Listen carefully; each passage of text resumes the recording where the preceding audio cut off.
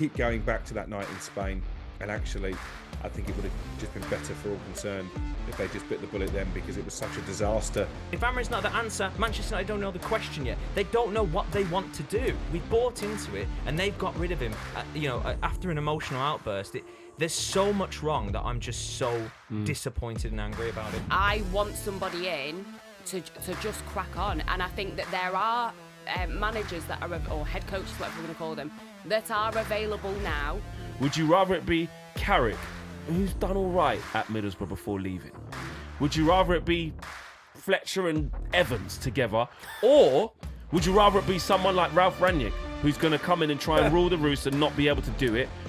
Or would you just rather someone like Ole Gunnar Solskjaer, who knows the club, can give us the vibes? I'm taking a Unai Emery shout over a Glasner shout every day of the week for me. Listen, when I played, we played like this. Yeah. And just show them YouTube videos of when you was in a team with Park Ji-sung, with Tevez, with Ronaldo, with Berbatov, with Rooney. It'll probably and bring say, them all in to do a team talk. just do it. Hello and welcome to Inside Devils talkSPORT YouTube channel. The show that is keeping you bang up to date with every single thing coming in and out of Old Trafford. It's only 5 days into the new year, essentially, and it's been so much that has happened. Of course, Ruben Amorim has parted ways. Let's welcome in Angelina Kelly, Ryon Scott-Douglas, and of course, talkSPORT's Alex Crook as well.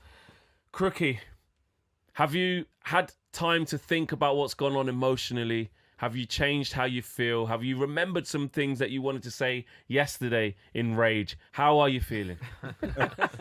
Yeah, maybe a little bit more circumspect. I was actually planning on having 2 days off this week, Monday, Tuesday. That went down the pan. That went out of the window pretty quickly. But I think a lot of what I said on the emergency pod we did yesterday still holds water. I think it's a bad look on both sides, really. Ruben Amorim, that he couldn't hold his emotions in check and basically talked his way to the job centre, but also on the hierarchy.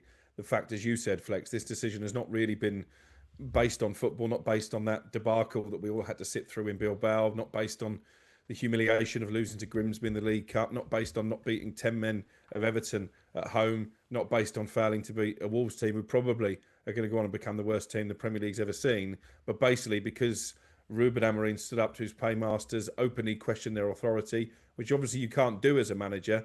They've decided to pull the plug. I keep going back to that night in Spain, and actually, I think it would have just been better for all concerned if they just bit the bullet then, because it was such a disaster for the football club in terms of losing a final to Spurs. I remember saying to you, Flex, at the time, nobody loses a final I've ever seen, Cookie. Ever. Missing out on a place in the Champions League, which obviously comes at a financial cost and hampers the summer recruitment.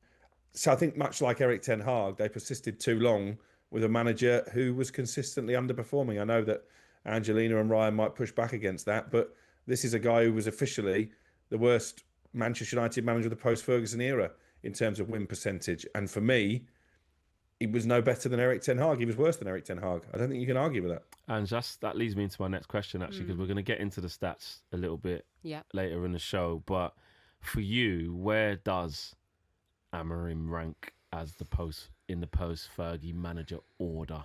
It's a hard one. I mean, I know that Crook and I on a separate talkSPORT video, because as we all know, yesterday we were just being pulled, all over the show. But I know that me and Crook spoke about this, and it probably is a similar answer. Erik ten Hag was better because we won trophies. So just for that fact alone, Finished third as well. Yeah. Obviously there are positives and negatives from the kind of Ole Gunnar Solskjaer reign, and I just think, cult hero, a lot of good memories. Probably again the cord should have been cut a little bit earlier than it was. You think about Louis van Gaal, football wasn't great.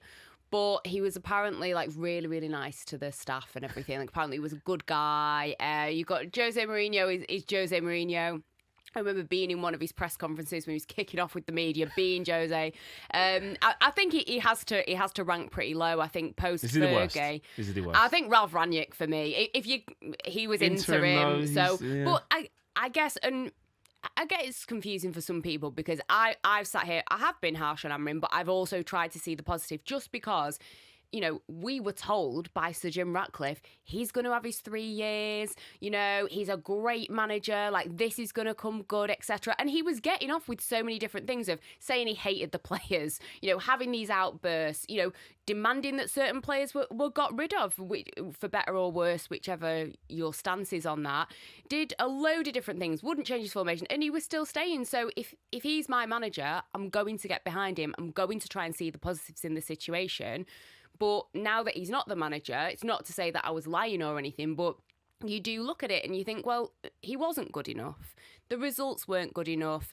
Certain things that he was saying, I liked the honesty at first. I think it started to unravel. I think he was a little bit too emotional.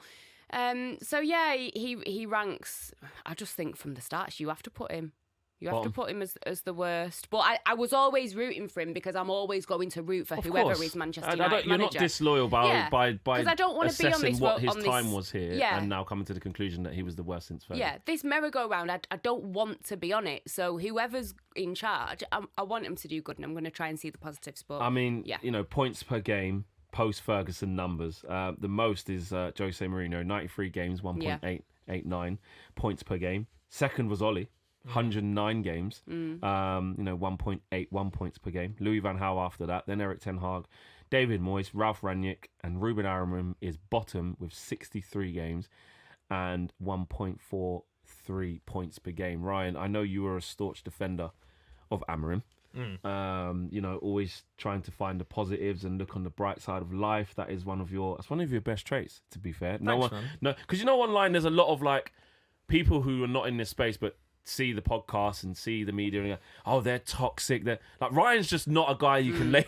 Like, me, the rest of us, we've had, well, you know, Crookie gets hard time on social media. I'm getting hated on Twitter because half people are like, well, no, you're against Ruben Amorim, and then it's like, why are you for Ruben? So yeah, we all can't toxic. Win. I got told the other day that, you know, I'm part of the problem as to why INEOS are making it. You know, it's my fault. Well, we know that you and Sir Jim are secretly best mates, so yeah. But Ryan is not somebody you can label that as.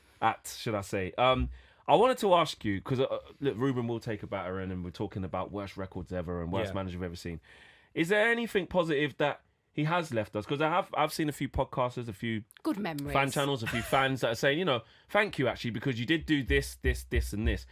Can you see some of the things that he did do? Has he left us in a better position than we were when he took over? I think he's a better position. I'm not so sure, and I think cleared some of that dead wood. Well, this is the thing. I think probably the biggest thing is that he had a very difficult Rashford situation to navigate. When you consider he was our darling boy for so many seasons, was he right in doing it? Yes. Some fans are like, well, no, we got rid of some players. And I don't think Marcus Rashford was not whatever your opinion on Marcus Rashford at that time, he was not performing. Something went on in that him and Garnacho were benched. And he had to make a decision. Marcus Rashford was not enjoying his football at Manchester United. It was not working. A decision had to be made. And it's worked out well for Marcus Rashford. We all wish him the best. If there is a road back to Manchester United, let's see. But I would imagine the life that he's living in Barcelona, you know, so he was right. I think he was right. Yeah, I think Ange has hit the nail on the head there. I do think he was right, and not only do I think he was right, I also think it was mutually beneficial for both Rashford and Manchester United to kind of part ways from each other and this idea. Sancho? I'm just trying to Me? Did he ever meet Sancho? No, he didn't. He was on loan all the time. You've got the Garnacho situation as well. Where decision. A lot. He played him at the start. A lot of the fan base will say it's the right decision. I obviously would have advocated that he was a young man and give him time, whatever. But it is what it is. We can be split on that. Yeah, you was upset about that one as well. Actually, you liked Garnacho. I liked Garnacho. That was your guy. I still think Garnacho has a high ceiling. It's just his attitude and whether he'll reach ceiling. It. Yeah. Come on, he had bags of ability for a good season for us. But he's got enough time to be liking Fabrizio Romano's post still about. But back to Amorim. Yes, sorry. Has he done anything positive? Got rid of Anthony? I think that, I think a lot of the dead wood, I think that is probably where you can draw the line with Amorim and the positives there, because to kind of piggyback on what Ange just said there with your question to her, he's bottom of the pile, isn't he? Now that we've got a stop, now that we know, boom, it's over, he's bottom of the pile, and it was horrible to watch week in, week out. My problem and my frustration isn't with the decision to get rid of Amorim, it's with the board for the timing of that decision to get rid of Amorim, when they've asked us to buy into the manager, asked us for patience, told us he's going to be getting 3 years. It's the board. There's a bigger problem. Like fools. Yes, we do. Fans. Well, it's embarrassing. It is absolutely embarrassing. And I was going to say I'm not angry anymore. I'm just disappointed. But you are. I'm actually. No, you're I am. I'm angry. You're definitely angry. I'm both. And I'll tell you that's why. okay. Yeah. Well, I'll tell you why, because I was thinking about this all last night, right? About why am I so frustrated? The frustration is Amorim clearly wasn't the answer. And that's what a lot of people who were rubbing their hands yesterday, yes, he's finally gone, will be saying. Amorim wasn't the answer. But the bigger picture for Manchester United fans here has to be that Manchester United don't even know the question. They don't know the question. If Amorim's not the answer, Manchester United don't know the question yet. They don't know what they want to do. This board, they hold on to managers for too long. They hold on to players for too long. There is just so much wrong. There's so much wrong. It's the effort on the pitch sometimes from the players, yes, but it's also the manager with these emotional outbursts. But then you go back to the fact that they recruited him in the first place. He didn't want to join halfway through the season. It's a system that, clearly Manchester United now have a problem. It's not part of their DNA that we've been asked to buy into. We bought into it, and they've got rid of him. After an emotional outburst. There's so much wrong that I'm just so disappointed and angry about it. Crookie, Ryan just touched on INEOS there. 25 million in is the total spent on Ruben Amorim. We saw him sort of smiling with the press yesterday as he went for a walk, as he's entitled to do. Listen, I don't expect him to be sitting there crying and nice staged moment in their matching outfits. I'm just Mr. saying and it's Mrs. nice and Amorim. it's staged. But is this INEOS's biggest failure yet then, this whole Amorim situation, or is this just an encapsulation of yet another big mistake they've made and they're all equally as bad? Yeah, I think it's probably just an amalgamation of everything they've done since they came in, right? From sticking with Erik ten Hag, and his position was untenable, really, as soon as the players in that dressing room find out that there's this sort of beauty parade going on of potential replacements around Europe, to then hand the current manager a new contract is ludicrous, really. Dan Ashworth, the best in class, we were told by Sir Jim Ratcliffe when he came in as sporting director, spent millions of pounds and waited months for him to be freed from gardening leave at Newcastle, then dispensed with his services as soon as he challenged their point of view. And obviously getting Ruben Amorim mid-season, paying compensation for his coaching staff, and now paying him off with 18 months left on his contract, having built a squad really to play one way of playing, and that is the Ruben Amorim way. It's one disaster after another. I can't think of anything positive they've done yet. And then you look at the morale around the club with the redundancies they've made. Yes, they've improved the training ground, so I guess we give them a little bit of kudos for that. But they keep telling us about a new stadium, and this is probably a separate debate. But I was speaking about this in the pub with a pal of mine last night who's not a Manchester United fan.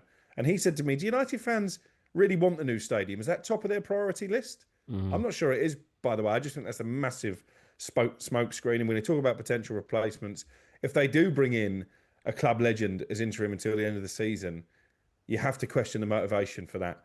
And I think the motivation for it would be shielding themselves against criticism from former players in the media, which clearly has been a talking point. The fact that Ruben himself name-checked Gary Neville, I think tells you they are influenced by what those class of 92 and other United legends have to say for themselves. But it would also probably protect them from scrutiny from supporters, because we do get swept up in the emotion. I remember when Ruud van Nistelrooy was appointed caretaker and I took the kids to his first game. We're in the Stretford end. We were terrible, by the way, against Leicester that night. Scored 5 goals, but could have scored 10. But we do, all football fans like that nostalgia. So, but this is purely, again, if they do go down that route, it's another smokescreen to shield themselves from criticism. We are too nostalgic, though, in my opinion. Well, ask Gary Neville with his DNA rubbish. We're just far too nostalgic. I've spoke about previous players before. We've had this discussion multiple times. They do definitely have an impact, and you can see in that emotional outburst from Gary Neville. He does say, though, if you can't handle the criticism, then whatever. But Gary, like Crookie said, Gary Neville's name comes up, and I'm sure we're going to talk about previous candidates. How many times do I have to sit here? I've got the ick now. I'm sorry, and I love these people. I love Ole Gunnar Solskjaer, and I love Darren Fletcher. I love these people. But how many times do I have to sit here where my manager's been sacked, that I've been asked to back, which I will back? You know me, I would never call for his head. Yeah. And now it's Darren Fletcher or Ole Gunnar Solskjaer that we're going to have to talk about taking over. Through necessity. I don't doubt that they're probably the best fix now till the summer. But how many times are we going to have to sit here? And Ange mentioned the word merry-go-round. We're here again. I don't understand how you can be a Man United fan right now and not, with the bigger picture, be frustrated and concerned, worried, concerned, disappointed. Scared. Yeah. Before we move on from Ruben, because look, we can't, no disrespect, but we can't dwell on him too much. He's 9.5 million quid up. He's not dwelling on us. But just finally, sort of go around the room. Ange, do you think that Ruben will be a success elsewhere, or is he just a poor manager? It's a tough one. That would be awful, wouldn't it? Like, imagine if he goes somewhere and is that. I don't think I could deal with that.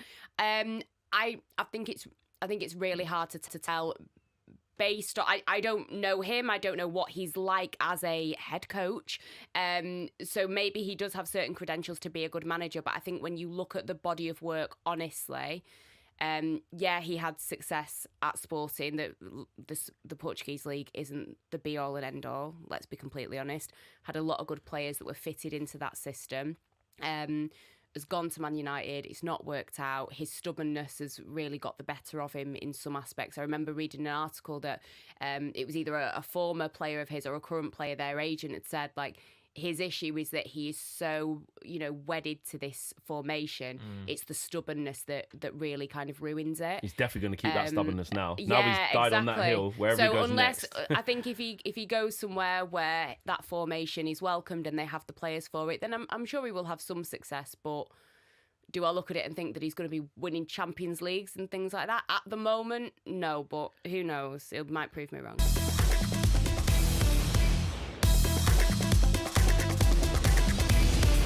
Crookies, is Ruben Amorim going to, show why Man United's the problem, and he's going to go on, like he says, he's told us in his whole tenure. Have any of them done well after us? I was about to say that. Yeah. I don't think anyone has. Is he gonna prove that, or is he not what he said he is?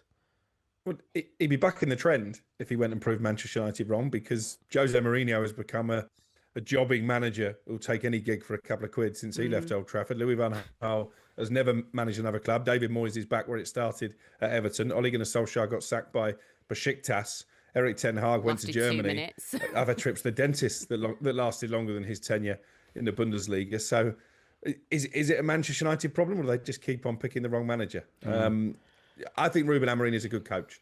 I think what he did in Sporting proved that.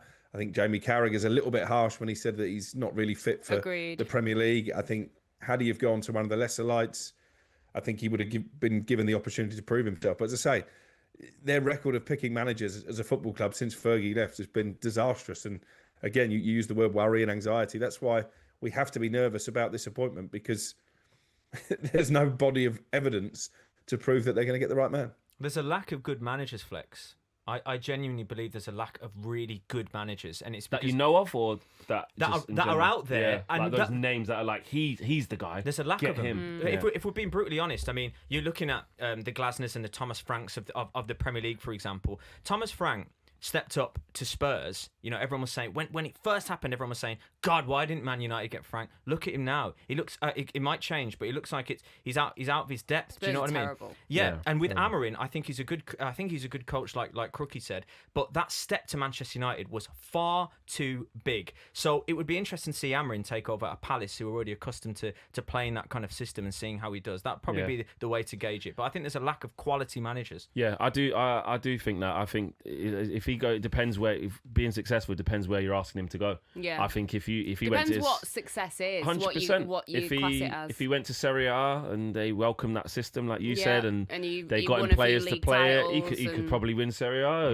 If he went to France or something and PSG and they gave him all these players, and then I don't listen. Enrique's doing amazing. You get my drift though. Like if it's in the right place, or if it's a team in one of those leagues that haven't really got aspirations to win the league, but get better, win a trophy, get a good European run. He could do it in the right circumstances, but like you said, Man United was not the place. Let's look forward now. Let's look forward, because Darren Fletcher is in situ, is in post for the next couple of games at least.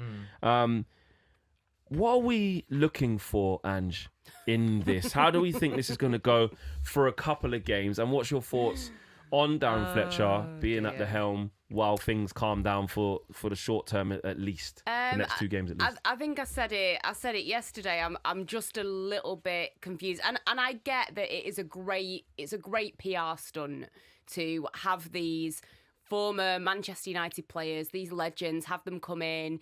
I've heard a lot of positive things about Darren Fletcher, but he has not coached an adult team. He's not managed an adult team. He's been working with the under-18s. He obviously did a little bit of assistant coaching with who was it? Was it under Eric Ten Hag? Yeah.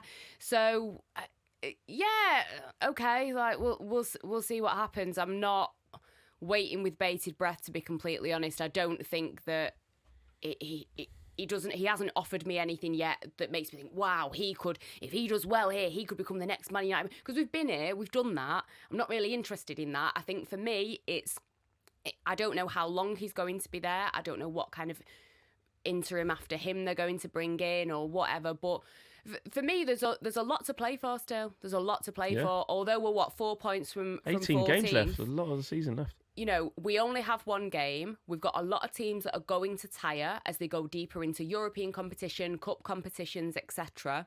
You've also got a lot of teams that are not firing on all cylinders. Liverpool, even still, don't look at the best yet. Spurs have been terrible. Newcastle have been awful. Chelsea just sacked their manager. Chelsea, yeah. So you don't know how they might kick on now, and you never know. But also, you know, with Liam Rosenior, you know, not some kind of amazing manager that you think is going to take them to be, you know, title challengers somehow. You know, probably someone who's just going to kind of steady the ship and keep things ticking over and kind of do what the powers that be say. So there's a lot of teams there that next season will be back stronger, fighting even harder. So this is the season to kind of take advantage of these teams being poor and the other managerial changes that have happened and the drops that have happened.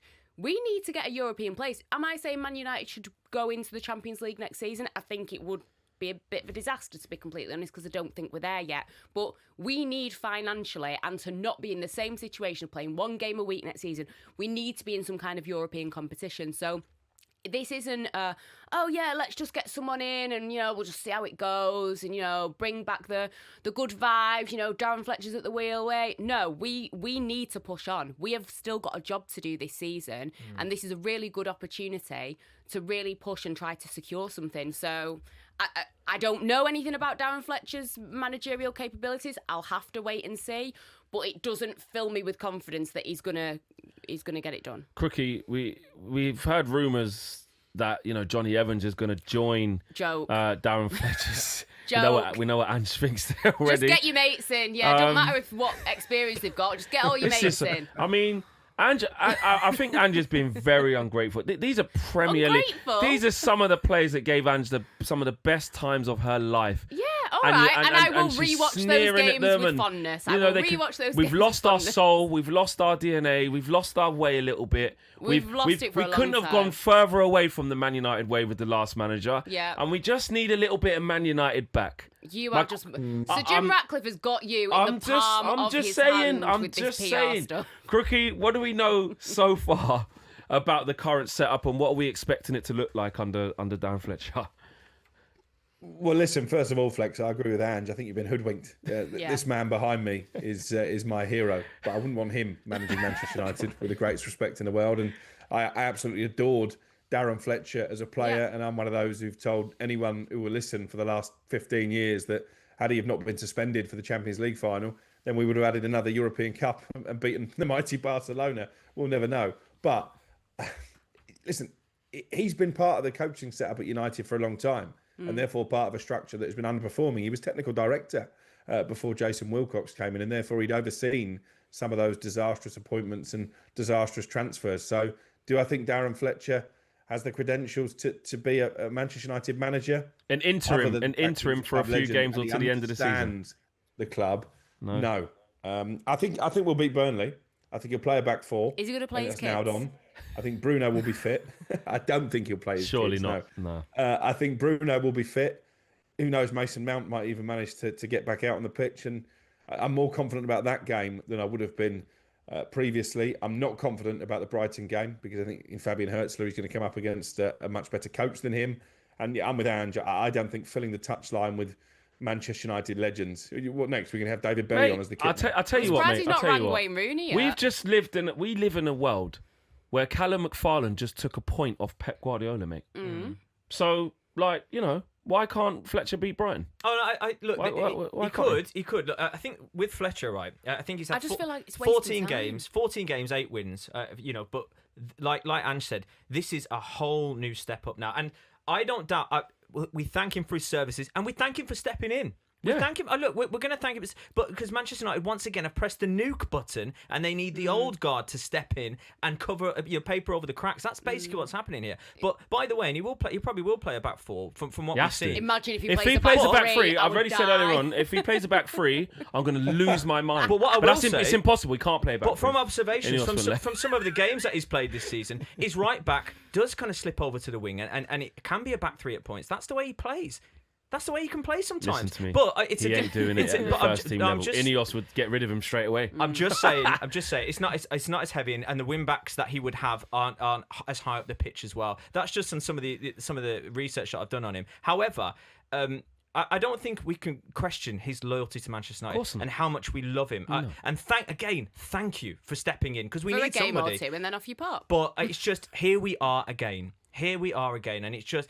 Honestly, I can't deal with it. This is what I did not want. Okay, guys, so, right. The emotion's getting high. Okay, hear me out. Go on. Hear me out. Darren Fletcher is not going to do anything wild. Okay? No. It's a good thing that you don't... Told. Yes, you do as he's told. But not only will he do as he's told, he also won't rub the players up the wrong way. Like, the players will like him. They will. They will like him. And respect him. Yep. Because of what he's done at the club. And also what Darren Fletcher will do, what that transpires to look like on the pitch, we don't know. But what he will do is set them up with the intent and the purpose of going out to look like a Man United team again. This will be similar to Ollie in terms of, and we'll get to Ollie in a minute, about what it could look like longer term.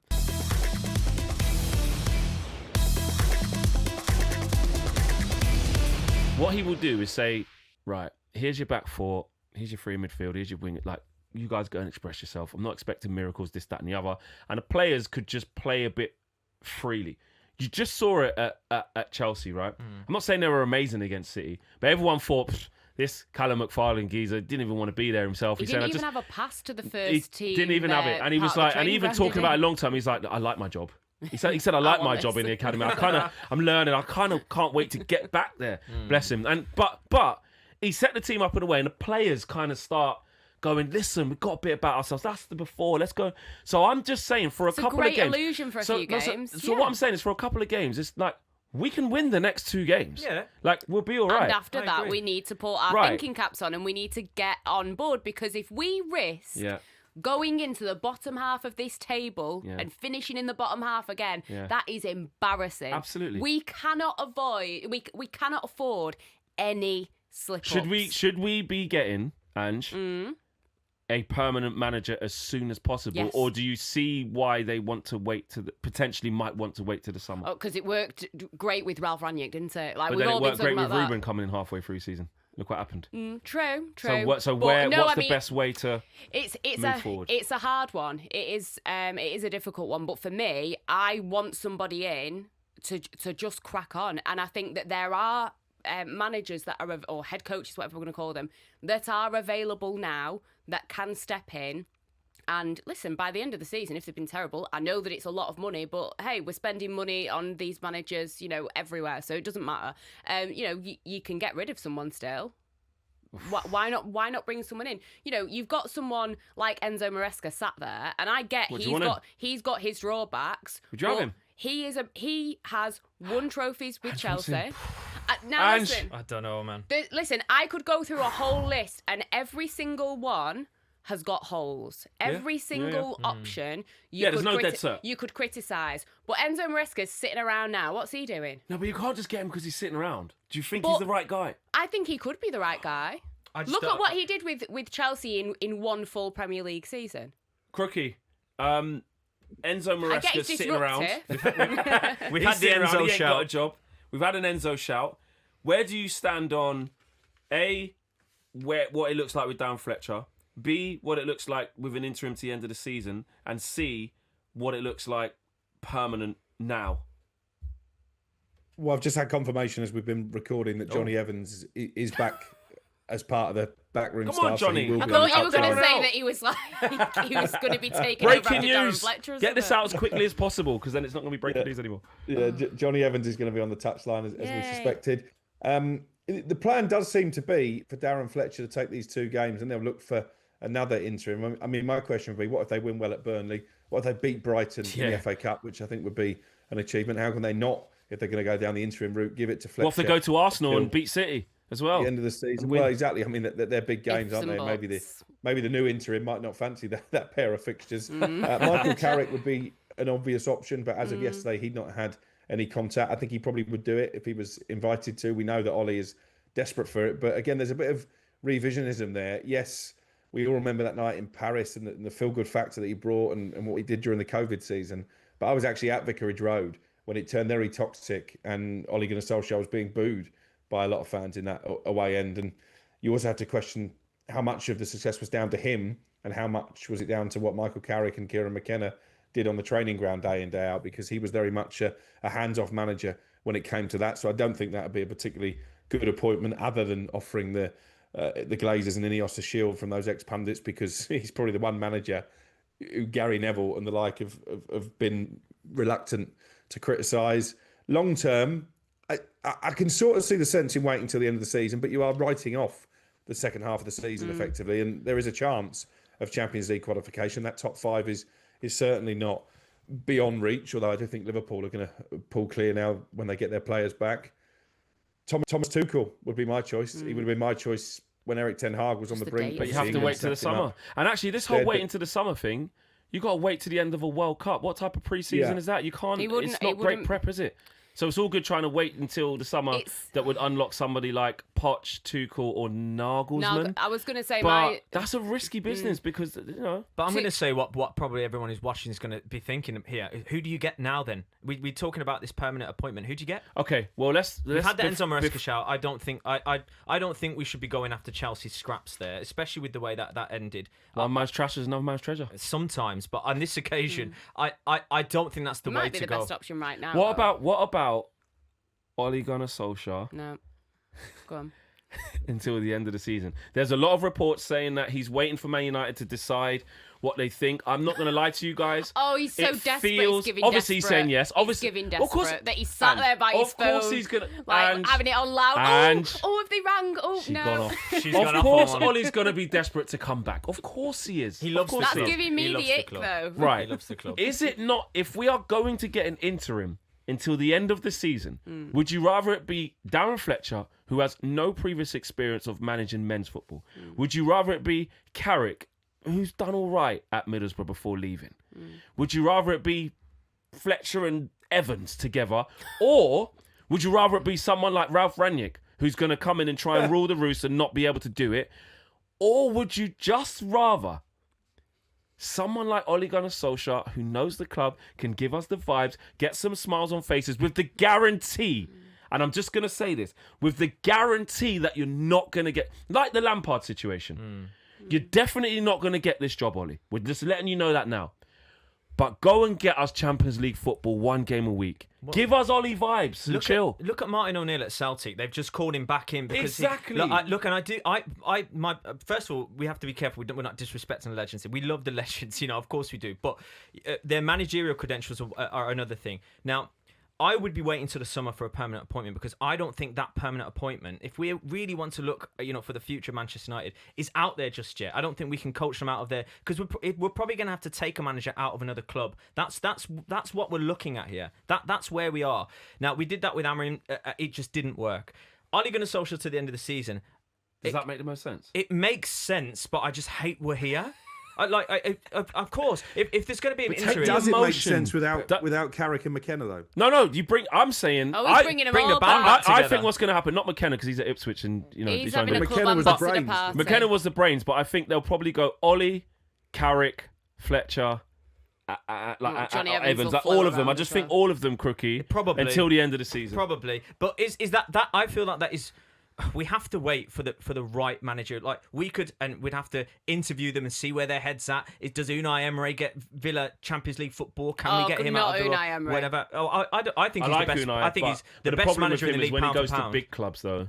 Well, I don't know. I think that was it. It's all right at Villa. They ain't got early. aspirations of winning the league, and they ain't even got a I don't- trophy yet. Still, Dan I Bardell's have still never- going like he's the best manager I've ever seen. He's I still think that not was even got too He's a early great trophy. for for him. Aston Villa. Yeah, he's great for If Aston Villa. But Aston Villa is not Manchester United. They're If you miles can't do ahead of us. Arsenal, No, they're miles ahead of us, but No, you have but to think of regarding the club. that's not the measuring stick. We need to get past where Aston measuring Villa were stick happy is what going he to did at Arsenal and getting Arsenal. pumped 4-0, 4-1, and going weren't in the title race anyway. Let's try and get the Europa League. There Let's were try and finish also high as we can. relegation candidates. That's why he's a good manager. Unai took over, but I with just a think next to that's no the limit, budget. though. When he's at PSG, didn't work. When he's at Arsenal, didn't work. The big clubs' evidence is not there. When he's at Sevilla, fine. When he's at but apart from Aston Villa. PSG, like he's never never really been in like a title race. Fair, you could argue this season, but he's a that mediocre level. manager. Not me. He's In better my than opinion. he's better than Enzo Maresca. Yeah, no, he's a very Miles good. better He's than a very Enzo good manager, and I don't actually disrespect. I actually think he's a very good manager. He's never if he won a came into domestic Man United, trophy. if he came into Man United, he would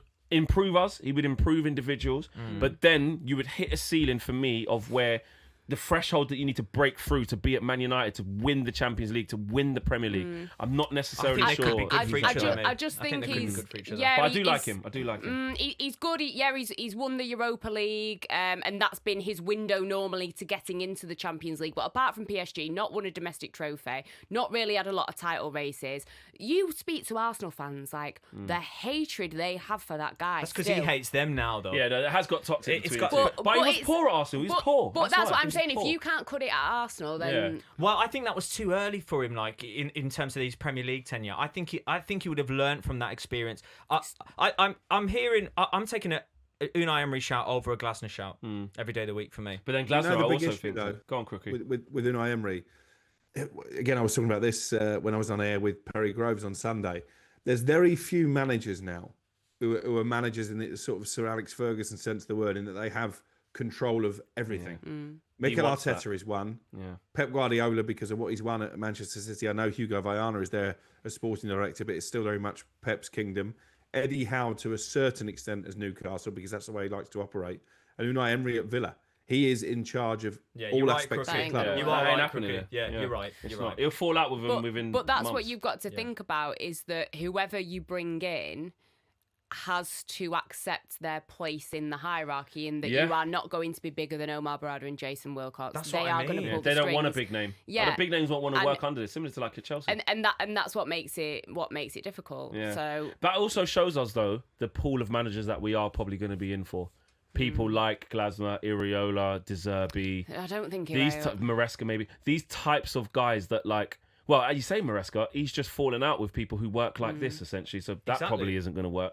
Are you excited by any of those names you just said? Not, for the first time ever, I actually feel like empty.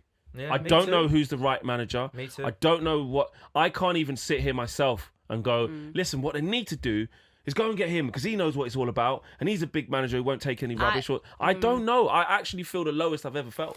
and it's hard Me because too.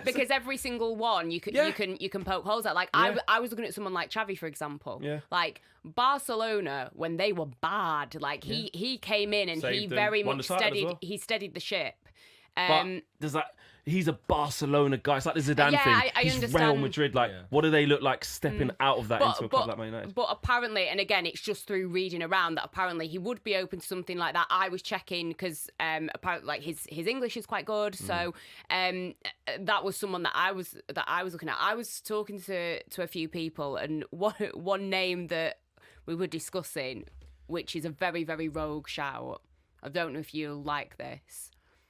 Cesc Fabregas.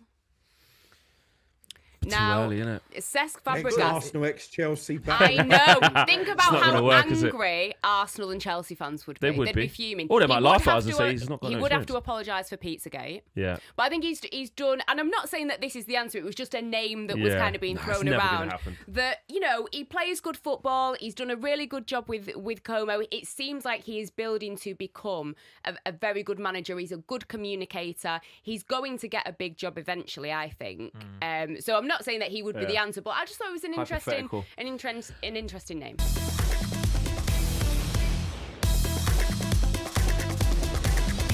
Okay, towards the end of the show today, let's talk about then Burnley's coming up.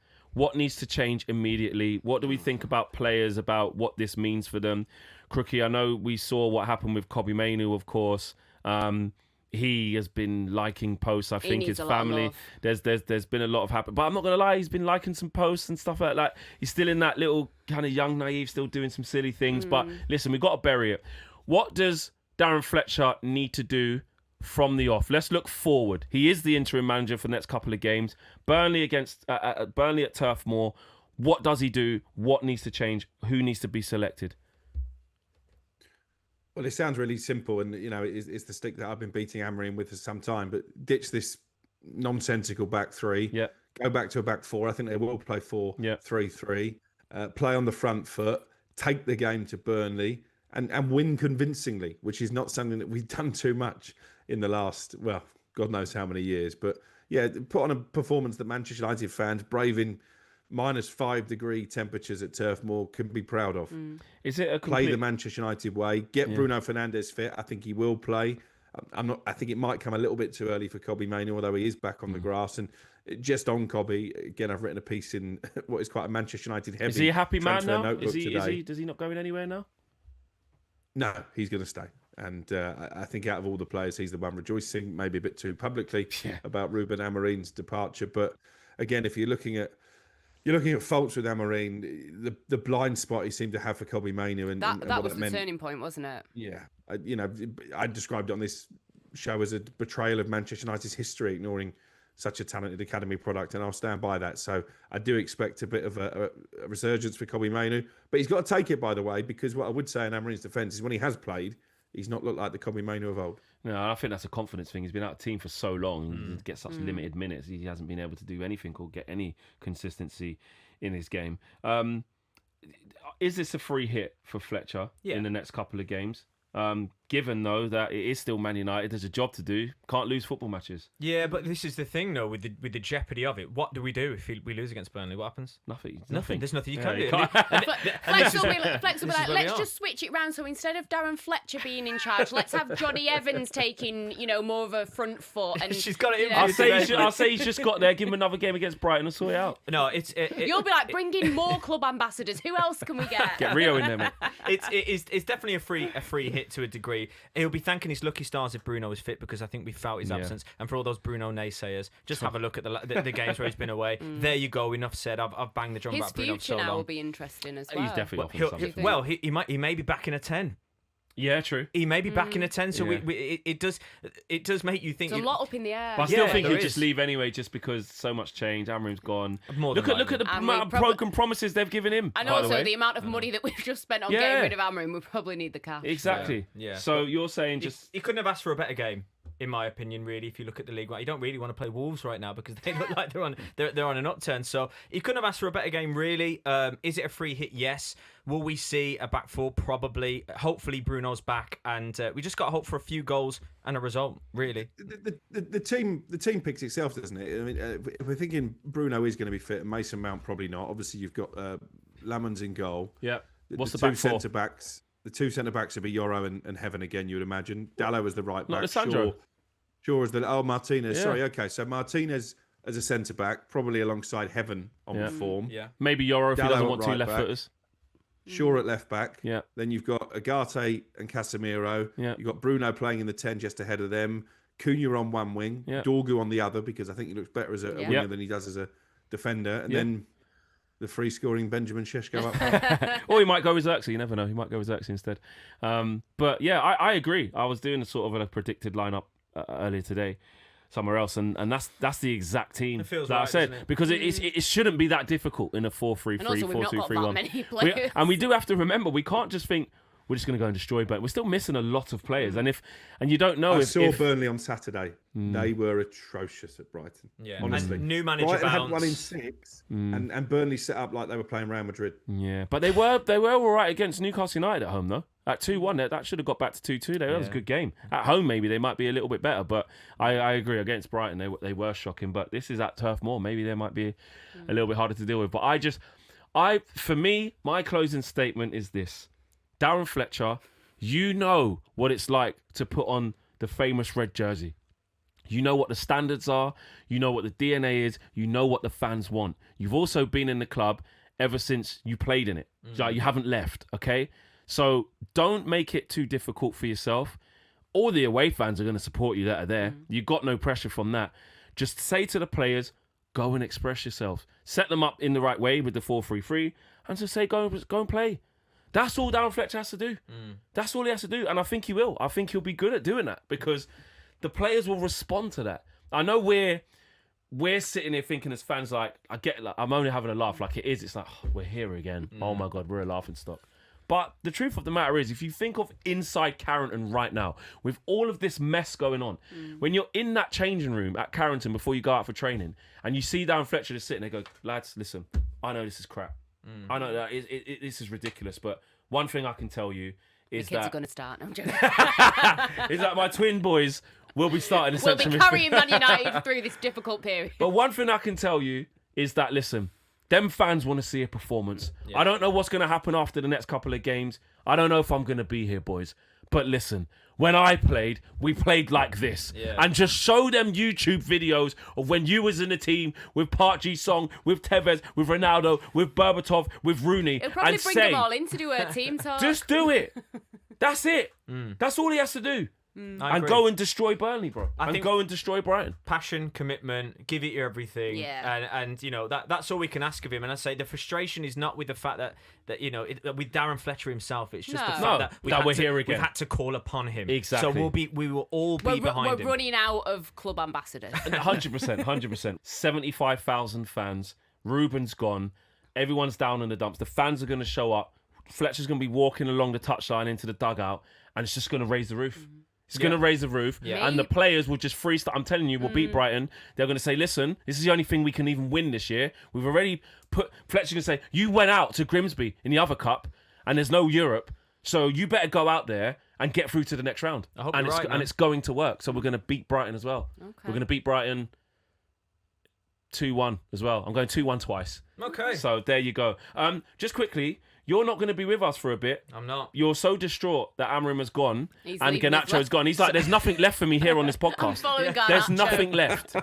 So that's nasty work. Yeah, I know that. I know. Listen, He's going to be on the Chelsea show talking about Garnacho for a week. And Maresca. Yeah, this is where I lift the top up and it's a Chelsea show. Yeah. No, it's been an absolute pleasure. It's been an absolute pleasure being on. But no, I'm taking a step back for a little while. But I'll be back. Don't you worry about that. That's what we want to hear. That's what we want to hear. Maybe this means Crookie will start coming in. I haven't seen this guy in real life for ages. Absolutely. Guys, this has been Inside Devils. We're trying to push the positive. Well, some of us are. I tried to push the positivity for Darren Fletcher for at least 2 games to get him over the line. He's a red through and through. We'll see you on the next episode with 2 wins in our back pocket. Take care. See you then.